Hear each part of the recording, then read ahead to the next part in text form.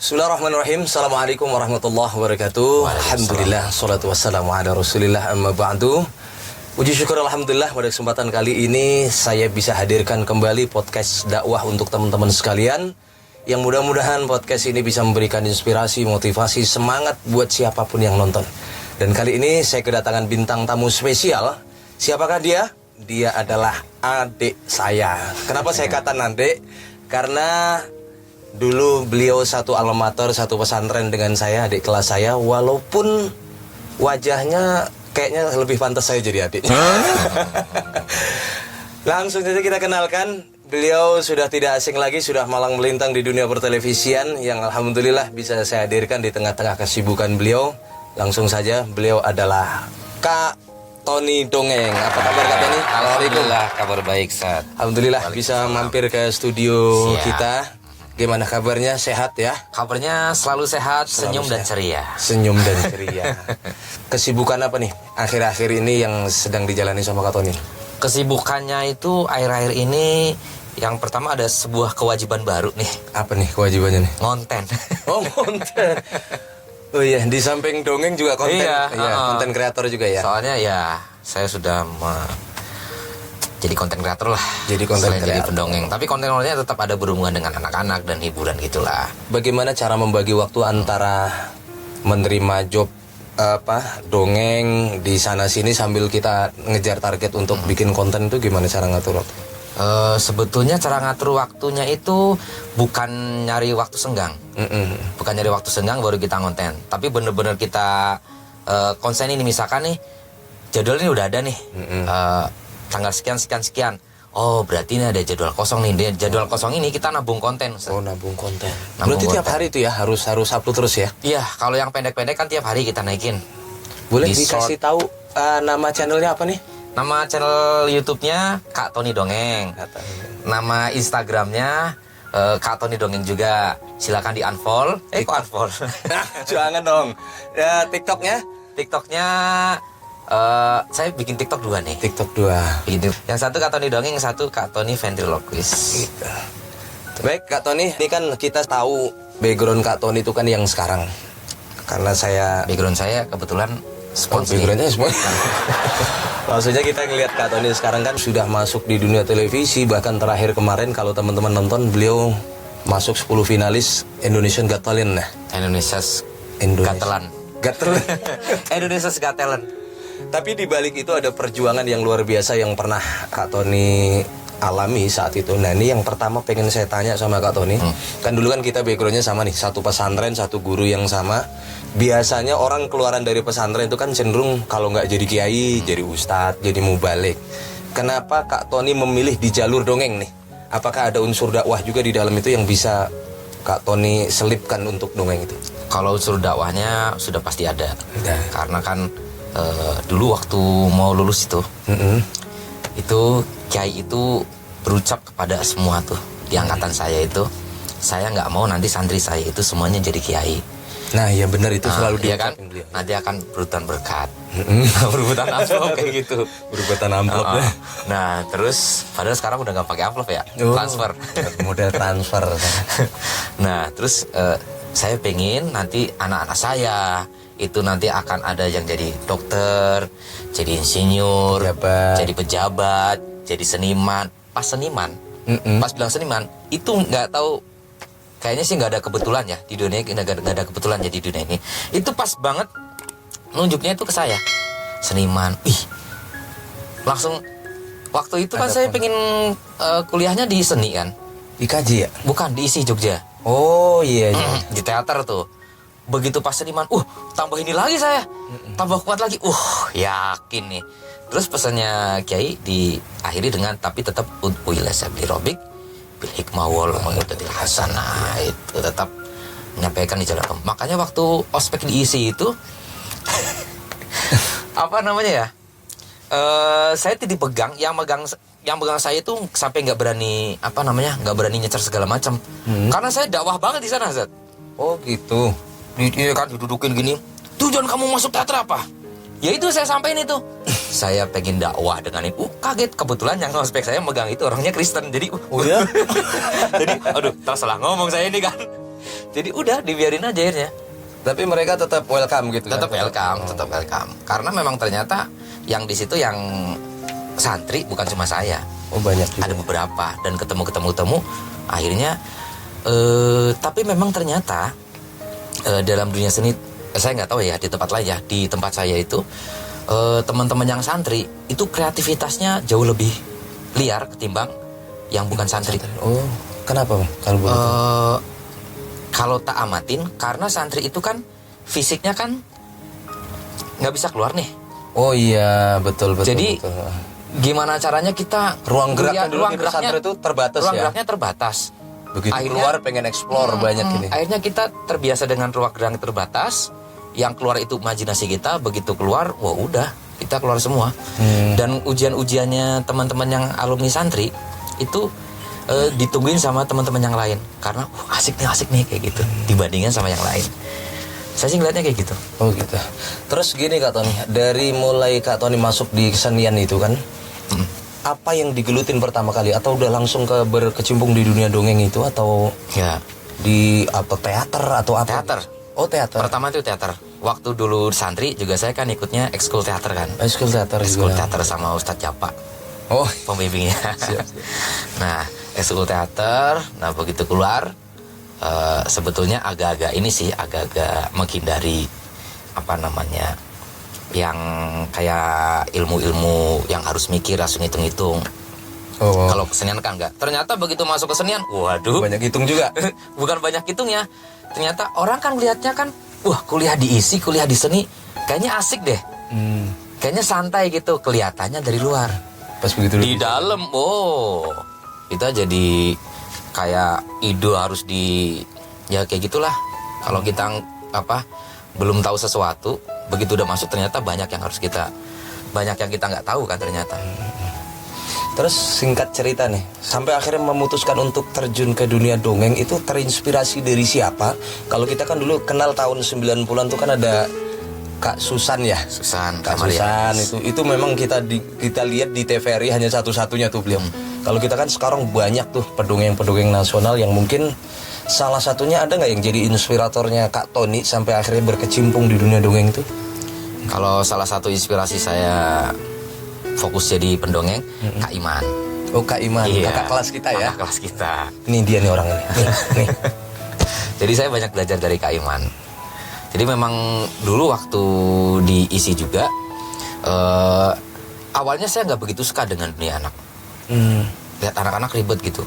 Begitu saya dikasih boneka kayak wayang potehi gitu, dikasih boneka-boneka dari bubur kertas sama teman seni rupa, suruh hidupin kayak gimana, saya bukan dalang, yang penting hidup aja. Akhirnya asik nih main. Nah waktu itu banyaknya undangannya bukan ke anak-anak, malah undangannya kayak acara maulid. Oh gitu. Dengan saya ditutupin kayak gitu kayak macam wayang potehi kayak gitu, nanti iringannya marawis.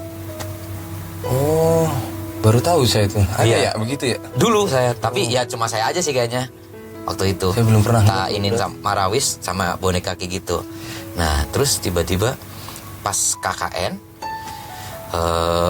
saya punya program dongeng tuh keliling anak-anak pakai itu. Apa yang Kak Tony dapatkan dari sebuah tantangan ketika bertemu dengan anak? Jujur ya, saya apresiasi kepada guru-guru, terutama guru-guru TK nih. Karena kalau kita ngadepin kelasnya SMP atau SMA, mungkin kan mereka sudah berpikir udah mulai beranjak dewasa, ngarahinya juga gampang. Tapi kalau guru TK itu kan ngadepin anak-anak yang masih sesuka hati mereka gitu loh. Termasuk ketika kita mau menyampaikan sebuah dongeng ke anak-anak, apa tuh tips supaya mereka ikut fokus dengerin kita? Itu kan paling tahu kita harus bisa masuk ke dunia mereka nih. Itu tantangan apa yang Kak Tony hadapi pertama kali? Mengkondisikan anak-anak itu saya ibaratkan kayak nyapu semut. Nyapu semut? Semut kalau disapu udah kumpul sini nyebar lagi gitu kan. Oh iya. Jadi kita harus benar-benar fokus tuh. Anak-anak juga gitu. Jadi sebetulnya mengkondisikan anak itu jangan memberikan perintah langsung. Misalkan nih, kalau sama yang dewasa kan, ayo semuanya ngantri ya, kalau mau masuk ngantri. Itu anak-anak udah dewasa udah. Tapi kalau anak-anak nggak bisa seperti itu. Oh. Kita bikin kereta yuk. Oh, ayo pakai bikin kereta-kereta, ilustrasi lah ya. pegang. Nah, itu ngantri sebetulnya. Misalkan ada sebanyak sampah nih. Semua setelah acara ini, sampahnya diangkut-angkutin masuk ke tempat sampah ya. Itu kalau untuk yang SMP, SMA bisa. Anak-anak ya bisa kayak gitu. Apalagi anak TK. Kita semuanya jadi pasukan semut. Dalam hitungan ketiga, pasukan semut itu kan biasanya ngambil-ngambil sesuatu tuh. Nah, nanti yang ngambilnya banyak, nanti akan jadi semut yang hebat. Sekarang jadi pasukan semut, bersihkan semua sampah-sampah yang ada di sini. Pasukan semut semuanya siap. Siap. 1, 2, 3. Gak ada semenit bersih. Wih, mantap. Itu keren juga tipnya itu ya. Gitu. Ya. Banyak belajar saya dari anak-anak saya. Banyak belajar. Kalau kita kan, misalkan besok itu ngumpul jam 4 ya, jam 5 baru pada datang kan. Kalau anak-anak besok kumpul jam 4 ya, setengah 4 udah pada datang. Kita malah malu sama anak-anak kayak disiplinnya. Saya belajar disiplin sama anak-anak. Jadi misalkan saya dapat undangan kayak gitu, saya kalau telat itu gak enak banget nih. Karena yang nunggu saya bukan jamaah dewasa, tapi anak-anak. Kalau telat gitu kan moodnya kan pasti beda anak-anak kan. Lama gitu. Kalau kan yang nunggu jamaah sampai jam 1 kan tetap tungguin kan, karena orang tua kan. Kalau saya nggak boleh terlambat saya. Itu sama belajar ini juga sih, ketulusan sama anak-anak. Berantem sama anak-anak nih. Terus sejam kemudian udah lupa tuh main lagi. Terus suka dukanya Kak Tony? Atau mungkin lebih banyak sukanya kan? Sukanya sih nggak ada dukanya kayaknya kalau sama anak-anak itu. Gitu. Karena dibawa enjoy terus ya. Enjoy aja. Dan siapapun kalau berkecimpung dengan anak-anak, itu yang saya perhatikan pasti awet muda Kak Tony. Iya, Kak Seto tuh. Kak Seto juga kan sampai tua dipanggil Kak, ya, terus nggak pernah bapak sekarang ya.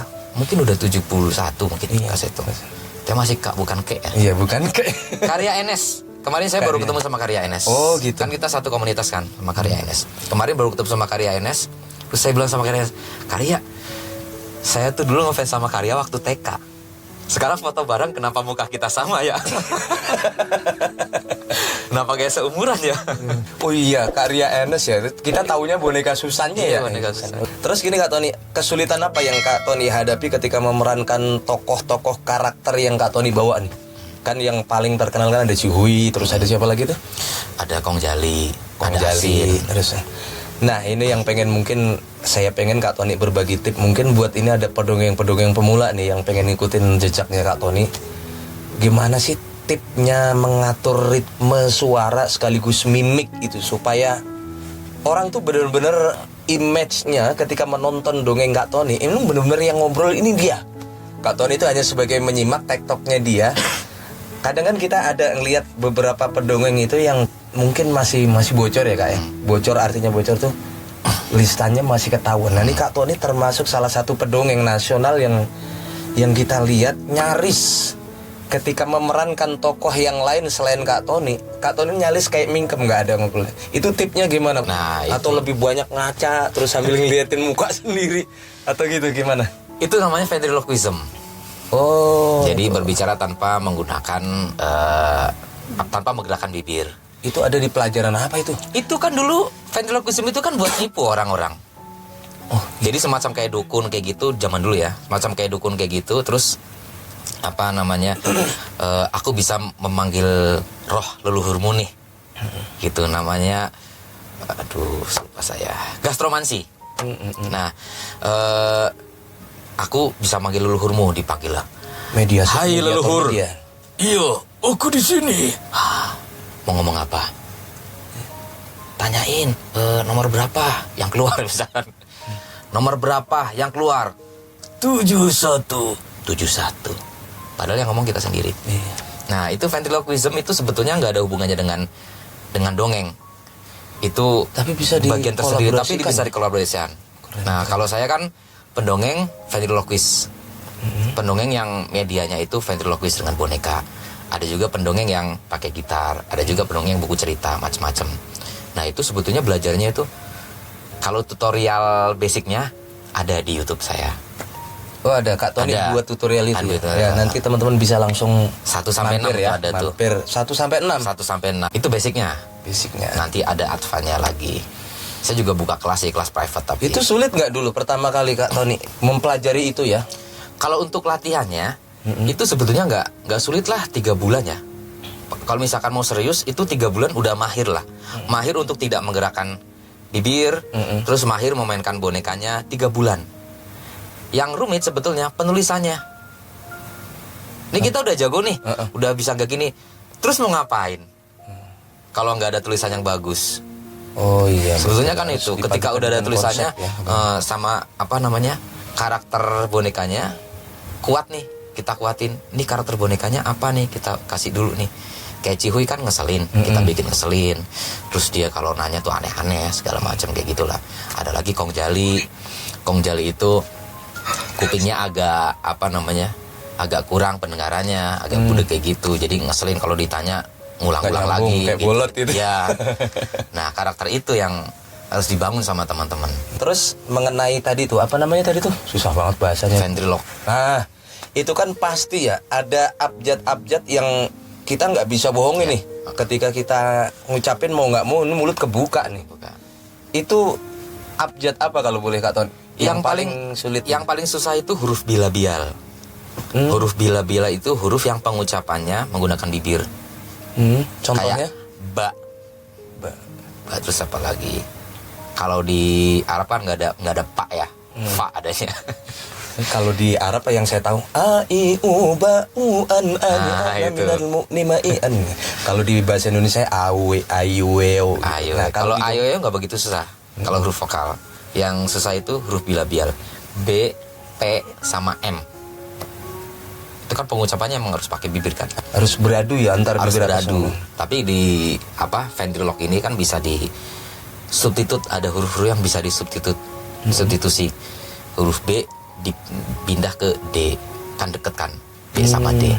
Tapi itu bisa mengantisipasi ya, mulut tetap dalam. Misalkan beli bola basket baru warna biru, bilangnya beli bola basket baru warna biru. Ih, nggak kelihatan loh man.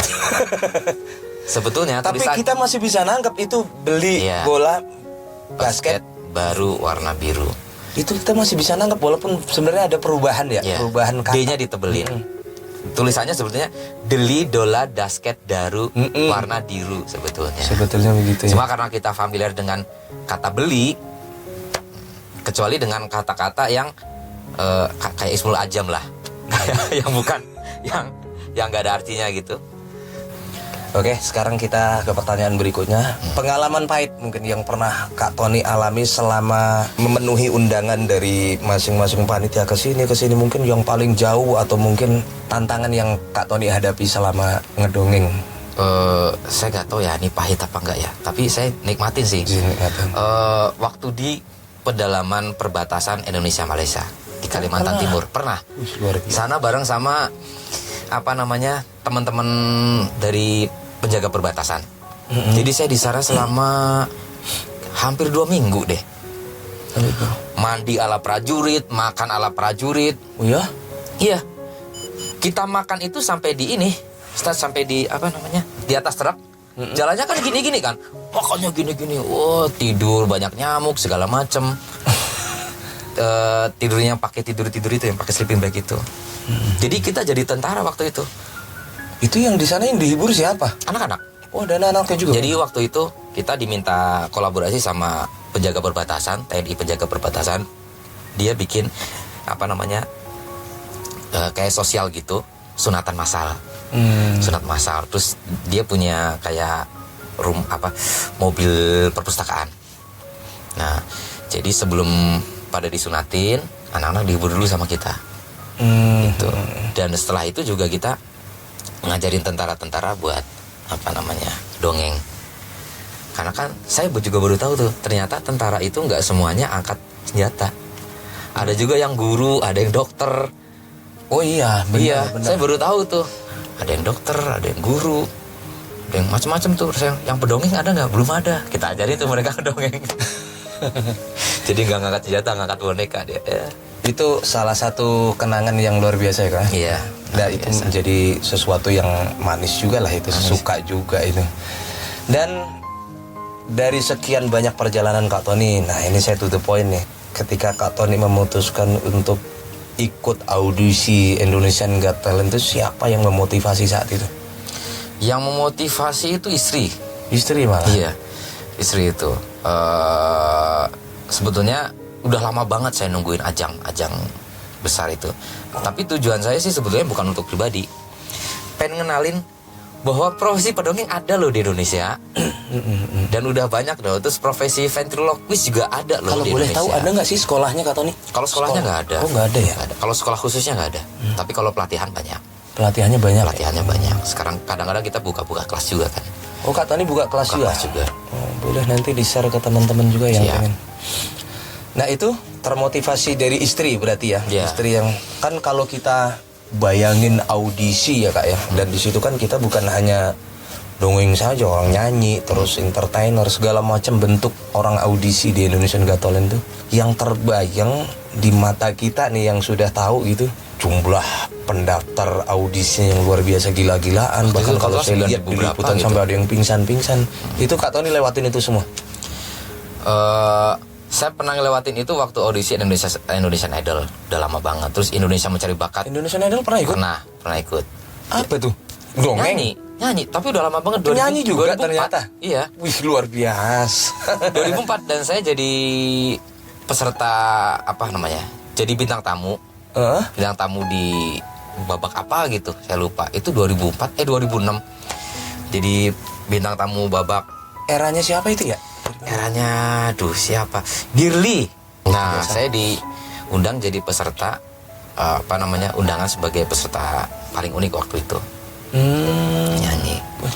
Lagi tampil di SCTI, paginya Jogja gempa. Berita saya nggak naik lah. Ketutup sama gempa. Jadi kalau yang Indonesia Got Talent ini saya nggak ngelewatin itu.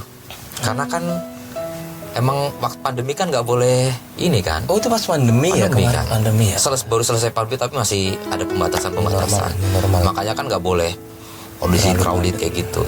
Dan kebetulan saya dicari sama talent hunt-nya IGT. Kan ada peserta audisi, ada peserta yang undangan. Nah saya masuk ke peserta undangan yang di DM yang diminta untuk ikutan. Saat itu ada peserta lain yang dongeng juga? Ada. Oh ada juga. Ada yang ventriloquist juga ada. Yang satu itu dari Surabaya, muridku. Oh muridnya Kak Iya. Tony. Yang satu lagi dari Palembang. Ya dari Palembang. Berat juga dia, saingannya sama gurunya sendiri. Akhirnya lolos sampai berapa besar itu Kak Tony? Sampai berarti saya 15 apa 20 ya? Sampai semifinal. Sampai semifinal ya? Semifinal. Luar biasa. Gitu. Sebetulnya kalau untuk dibilang saingan, saya kayak nggak merasa punya saingan sih di situ. Karena karakternya beda-beda. Karena beda. Iya. Jadi nggak apple to apple.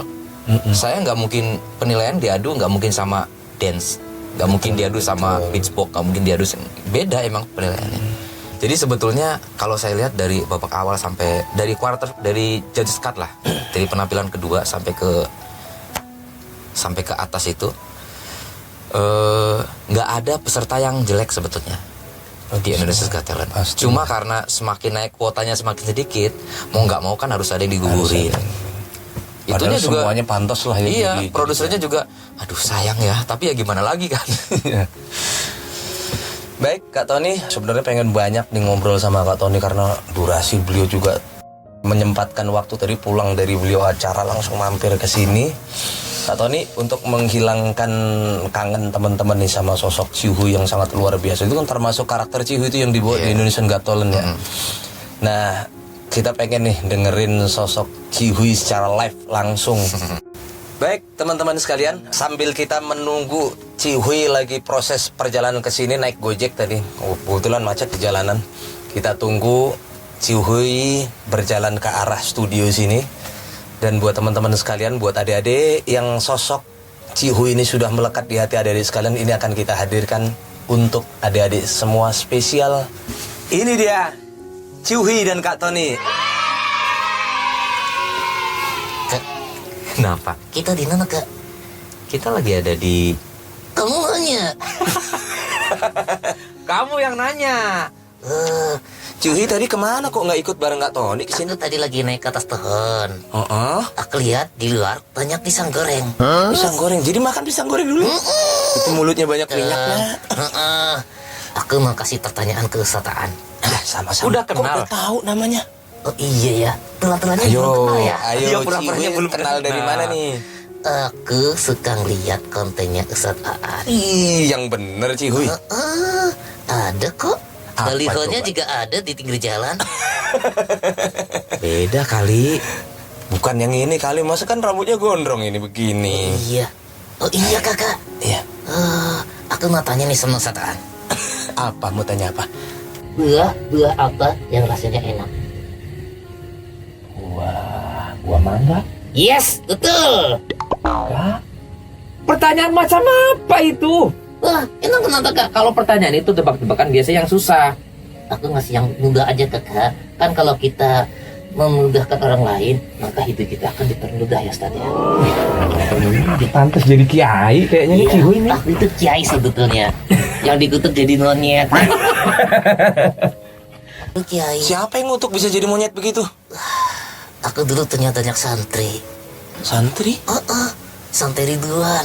Sampai ribuan. Tapi aku hilaf. Itu santri semua orang apa monyet? Cicak. Ciwi, Oh, iya? terima kasih udah mau mampir ke sini ya. Sama.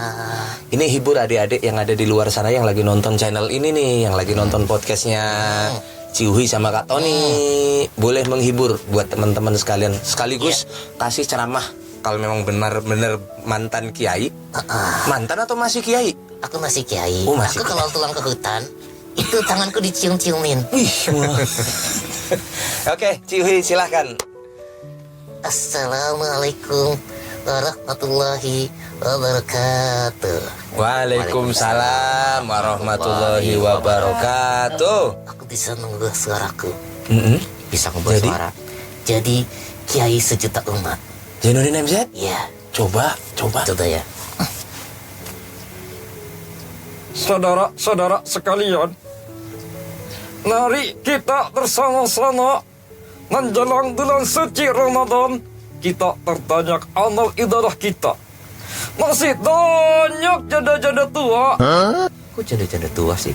Oh iya, jandanya? Oh, yang muda kakak? Yang muda Masa aja, yang kayak muda. gitu. Malah nyari janda. Puasa itu nyari ini, nyari pahala. Oh iya, nyari pahala. Entah pada akhirnya kita semua akan mati. Ternyata suaranya bisa ya.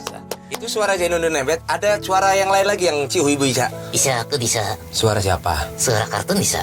Suara kartun? Coba. Dengar ya, nih suara siapa ya? Suara siapa coba? Betul. Saya suka. Upin Ipin. Upin Ipin. Ya, Upin Ipin. Dengar lagi. Coba. Aku ingin bermain udur-udur. SpongeBob. SpongeBob. Ya, Ya, sekarang suara Naruto. sudah Naruto. Aku nggak pernah nonton. Yang Kalau- Ciwi bisa siapa lagi selain Kalau itu? Narudin aku tahu. Narudin. Narudin. Emang ada Narudin? Emang ada Narudin? Ya, aku ngarang aja imajinasi. Aku juga bisa suara yang lain. Suara apa itu Ciwi? Suara rakyat. Suara rakyat. Dengerin ya. Demonstrasi dong berarti. Dengerin. Oke. Kok gak ada suaranya, Cihuy? Kan suara rakyat enak nggak didengar. Siapa yang gak dengar, cuy? Aku dengar. Enak kata nih denger. Ya nggak juga sih, kan katanya rakyat juga. Makanya bersuara. Wah, ini luar biasa nih. Kan emang Coba nggak didengar sekarang suara Ciwi, Ustataan kasih tantangan. Tirukan suara Ustataan. Bisa apa enggak? Suara kesatuan ya. Gimana kak? Ya, gimana, Katanya coba? pernah nonton kontennya. Jadi Mana coba? Ayo. kakak. Atau enggak lagunya deh. Kalau pernah denger lagunya Ustataan. Aku tahu lagunya. Kalau lagunya aku tahu kakak. Oke. Begitu sulit lupakan ustataan. Apa lagu bener kan kak? Itu lagu siapa itu? Wah, ngarang Ciwi ini. Aku lupa kakak. Ya udah, bilang aja jujur, minta maaf. Ustad, Ya. Bilang minta maaf. minta makan. Minta makan. Maaf. Maaf, Iya, Minta maaf. maaf. aku minta mangap. Maaf. Oh iya, maaf. Maaf, yaudah dimaafin. Nanti Cihuy nonton lagi channelnya Ustadz Aan ya. Soalnya Ustadz Aan kan sering nonton channelnya Cihuy. Cihuy harus nonton juga dong. Oke, suaraku kayak gimana coba? Gimana? Katanya suka nonton channelku. Aku nggak bisa kalau suruh ngikutin Cihuy. Oh ya udah ya udah. Aku maafin Ustadz. Oke, pesan buat teman-teman Cihuy. Ya, aku pesen es teh sama langsung jengkol. Bukan pesan makanan. Pesan apa, Ustadz? Pesan buat adik-adik, nanti kan bentar lagi mau bulan puasa nih. Nah, Cihuy mungkin mau berbagi tip buat teman-teman nih. Oh iya, aku makasih ya sudah kalian semuanya. Jagalah tubuh kita biar sehat, Oh, biar apa? biar puasanya kuat. Oh, luar biasa. Gak usah dikasih tepuk tangan, usah kayak gitu. Tepuk tangan begitu. Stop. Awas pusing. Nah. Oke, terima kasih Cihuy sudah mampir di tempatnya Ustadz Aan. Kak Tony juga terima kasih sudah mau mampir ke tempat kita. Jangan kapok kesini ya Kak Tony ya. Siap. Nanti kapan-kapan Nanti kita kapok. kolaborasi bareng lagi sama Kak Tony. Pokoknya PR berikutnya nanti kalau ketemu lagi harus minimal 1 penggal hafal lagunya Ustadz Aan. Oke. Oke, teman-teman sekalian, terima kasih banyak sudah menonton di podcast dakwah ini bersama Kak Tony yang sangat luar biasa. Mudah-mudahan apa yang beliau sampaikan, ceritanya dari awal sampai akhir tadi bisa memotivasi buat kita semuanya. Betul begitu Kak Tony? Enggak. Kak Tony yang ditanya. Sekarang Betul. Kak Tony, ya Kak Tony apa yang mau disampaikan buat teman-teman buat closing statement-nya? Teruslah berkarya sampai kita tahu nikmatnya berkarya. Itu doang. Ya iya, terus mau ngapain lagi? Ya udah. Kalau Cihuy ada nggak closing statement? Closing statement dari aku ya. Mm-mm. Nih, catat buat kalian semuanya. Cintailah Produk-produk Indonesia. Apa Cihuy? cintailah dunia ini. Maksudnya? Aku lanjut tanya lu tak kakak. Udah lah, gak usah ini Oke. kalau ngomong. Lanjut, udah itu ada. Ya. Oke, terima kasih banyak teman-teman sekalian. Nanti kalau penasaran dengan sosok Cihuy, keseruannya dengan Kak Tony, boleh mampir di channelnya Kak Tony juga. Jangan lupa tadi channelnya apa tadi Kak Tony? Kak Tony dongeng. Kak Tony Dongeng ya. Baik, ini saja teman-teman sekalian. Mudah-mudahan obrolan kita ini ada manfaatnya buat teman-teman sekalian. Akhir kata kita pamit. Sebelum pamit jangan lupa dukung channel kita semuanya untuk apa nih? Cihuy. Subscribe, like, comment, dan share. Terima kasih. Assalamualaikum warahmatullahi wabarakatuh. Waalaikumsalam warahmatullahi wabarakatuh.